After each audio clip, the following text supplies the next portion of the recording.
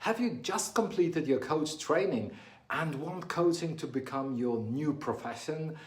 Leave your current job, but you are feeling stuck, overwhelmed, or unsure of your next steps on how to turn your passion for helping people into a profitable business.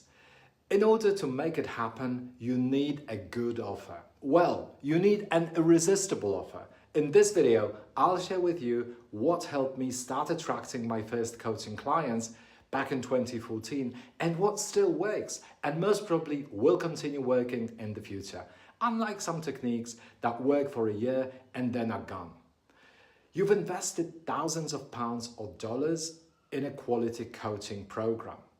You know that you could help your clients achieve what they want in their lives, but no one seems to be interested.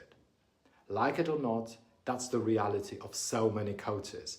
I'm Piotr Jankiewicz, and when I decided to become a coach back in 2012, I had so many comments that were not exactly encouraging. Just 1% of coaches become successful. You are not a native speaker, and no one will take you seriously. You know nothing about marketing or social media. The truth is that they were right. The stats speak for themselves. And just a handful of coaches makes enough money to leave their regular jobs. I am not a native speaker and I'm still not a marketing guru. My social media activity has been irregular. However, over the last 13 years, I have worked with over 3,000 clients from 30 countries. What moved the needle?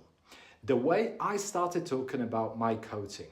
Most coaches call themselves life coaches, executive coaches, small business coaches, relationship coaches, or mindset coaches. And they believe that they have nailed their niche. They seem to think that just calling themselves a life coach or a relationship coach in their LinkedIn profile and creating a website that talks about coaching skills, the Grow model and NLP will help them attract their clients. Other coaches take it a step further. They invest hours every day in creating content for their social media profiles, in which they talk about how transformational coaching is, how people need to hear open questions, or how important it is to offer the non-judgmental approach. And they hear crickets. No one seems to care. No one is engaging or requesting free consultations. If you've been a coach for a while, the chances are that you have experienced that and you know how frustrating it may feel. You are sure that you could help your clients. You work hard to create content regularly. You may even be investing in upgrading your filming skills, but you are not getting any return on your investment. Why is that? The answer is surprisingly simple. Because your potential clients don't care about coaching as such. Many of them don't even know what coaching actually is. And even more, will initially see very little value in being asked powerful questions. What people want is a system they understand and trust. And that's exactly how you should talk about your offer. A system that you will use to guide your clients, sometimes by their hand, to help them get from where they are today to where they want to be, even if they have no idea today where that point B is today. When they just feel unhappy or bored with where they are today and need to discover or reconnect with where they'd rather be. There are so many people who complain about their life in general or some aspects of their lives. They may be feeling in general like victims of circumstances, that life is just happening to them, that they are part of someone else's plan, or they may be unhappy about one or two specific areas of their lives. For example, they feel successful professionally, but they struggle to build relationships outside work, and they feel lonely and unfulfilled as a result. So many of us complain about something that is not working in our lives, or that is different from what we understand as the ideal situation, but just a handful actually get serious about doing something about it. For many people, it is enough to realize that it is not just their problem and that many other men or women also struggle with the same thing. And that already makes them feel better just because of the acceptance or self-acceptance.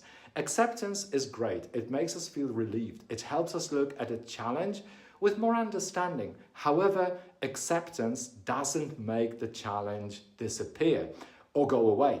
You wouldn't believe how many of the clients I have coached over the last 13 years felt sidelined just because of that very acceptance, which helped them to process the situation, deficiency or weakness, but which at the same time sent them to sleep for the next few years.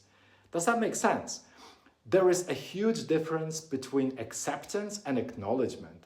How do I understand it? Acknowledging something means that it means admitting that it exists. It can be something good, something that is serving us, or something that we would like to change because we would like to have something different instead.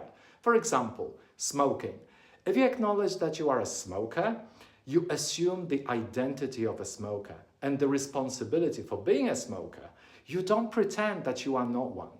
Once you acknowledge that you are a smoker, you can decide to do something about it. Stop, ignore, or continue.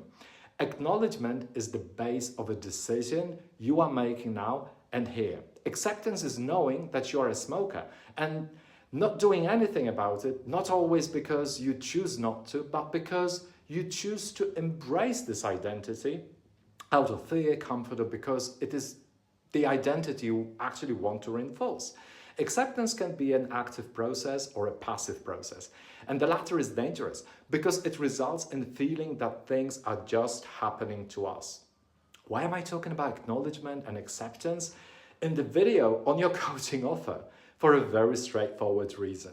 You should be talking to people who are problem aware, to those who acknowledge that they have a problem and want to do something about it. The sooner they understand how you can help them, when they see how your program will get them from point A to point B, the easier it will be for them to make the decision to know more and finally invest in your program. So instead of having a general coaching offer, prepare a program, a system, or a blueprint that shows them how they'll benefit. Make sure your program has a timeline so they can see that they will get what they want fast. The serious clients you want to support value time. So the faster your program helps them to get what they want, the better. Let me give an example of my offer.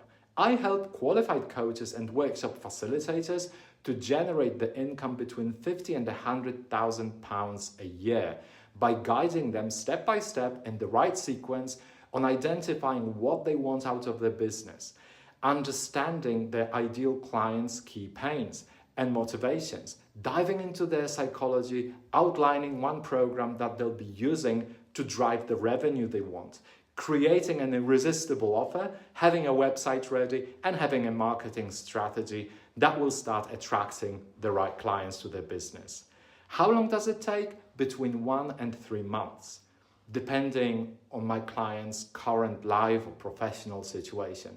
So by the end of the program, my client knows exactly what is at stake, why it matters to them, what they need to do specifically, step by step, and how to do it so they don't end up reinventing the wheel and feeling confused. What if you have a standard coaching offer now?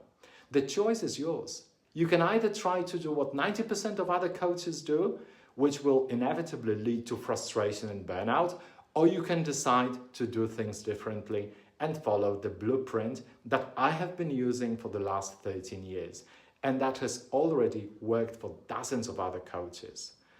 If you want to learn more, let's talk. Contact me using the link below and let's see if we're a good fit. See you in the next video.